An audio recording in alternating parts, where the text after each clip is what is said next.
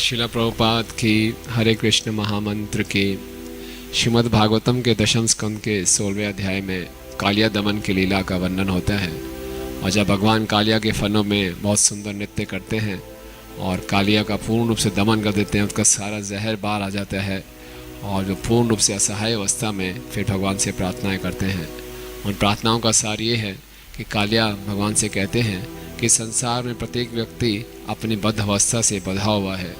और अपनी पहचान वो अवास्तविक जो असत्य है उससे करता है, और हर व्यक्ति के लिए इस बद्ध अवस्था से निकलना संभव नहीं है।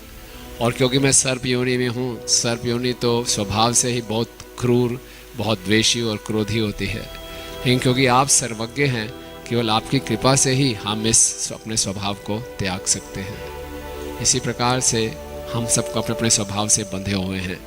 और ये माया का एक बंधन है। और हमारे हृदय में, हमारे चित्त में कई जन्मों के संस्कार, हमने किन किन योनियों में जन्म लिया, उन योनियों में क्या क्या कार्य किए, सबके सब संस्कार हमारे चित्त पे छपे हुए हैं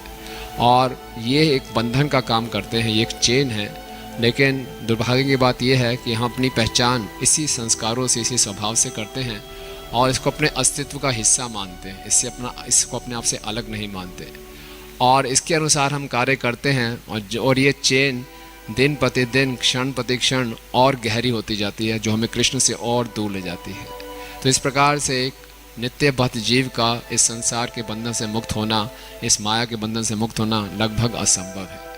ये तो केवल भगवान की कृपा से जब हरि नाम का हम उच्चारण करते हैं, तो जिस प्रकार भगवान कालिया के फनों पर नाचकर कालिया के सारे जहर को बाहर किया, उसके स्वभाव से अलग ले गए, इसी प्रकार से जब हरे कृष्ण महामंत्र का जप करते हैं और उस हरि नाम को अपनी चेतना से स्पर्श कराते हैं, जब हमारी चेतना हरि नाम का आलिंगन करेगी तभी वो सारे संस्कार धुलेंगे। चेतो दर्पण मार्जनम। तो इसके लिए हमें ध्यानपूर्वक जप करना होगा और हरि नाम को अपने कानों के माध्यम से हृदय में प्रवेश कराना होगा, ताकि हमारे हृदय में जो कई जन्मों के संस्कार हैं वो धुल सके और अपने असली स्वभाव को, अपने स्वरूप को हम प्राप्त कर सकें। हरे कृष्ण महामंत्र की जय।